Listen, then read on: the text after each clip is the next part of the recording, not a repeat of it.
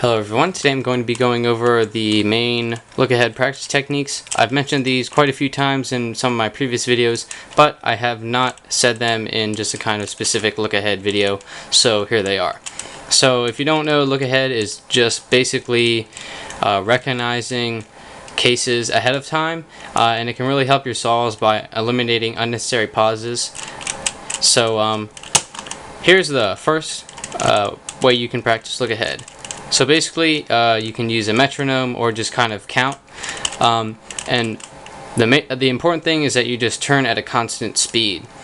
So what this does is it forces you to look ahead and plan out the next pair, because you can't pause in between. So you can start slow and then kind of work your way up, and I'll just demonstrate how this kind of goes along. So I'll pick this one and then see if I can not stop at a constant rate. Oh, see, I'm stuck. Okay, got the next one.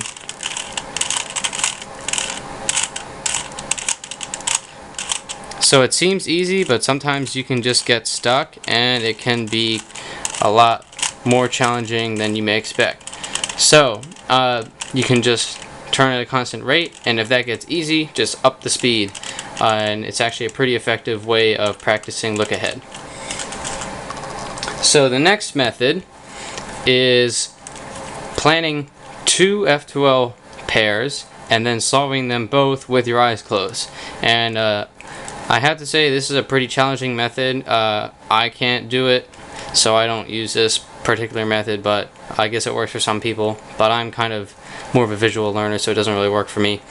But anyways, so you just kind of pick two pairs around the cube and then just solve them with your eyes closed. And what that does is it doesn't only force you to know how to solve the pair you're working on, but also know how to solve the next pair after that. So it's quite tricky, but it is a quite effective method, I would say. So I'll just fake it here as if I know what I'm doing. Yep, my eyes were totally closed during that. So yeah, that's how you do that one. Now this last method is my personal favorite, and it is just stopping 3 moves before you solve the cube and then planning out your next pair. So I'll do these two here. So now it is 3 moves before being solved. So 1, 2, 3, like that. So now I'm going to stop and then find my next pair that I'm going to solve. And then once you find your next pair, plan that out too, because you want it to be a constant flow. So I'll do like these two or something. You want constant flow until you're 3 moves before the next one, right? And then plan out the next one. So you're kind of putting your pause before you've solved the current one to kind of eliminate that pause in between and get you thinking more into the future. Yeah, so that's the third method and my personal favorite. So just to recap, number 1 is using a metronome or just going at a constant rate. Number 2 is planning out 2 F2L pairs and then solving them both with your eyes closed. And number 3 is stopping 3 moves before the first or the F2L case you're working on is done, and then planning out the next case.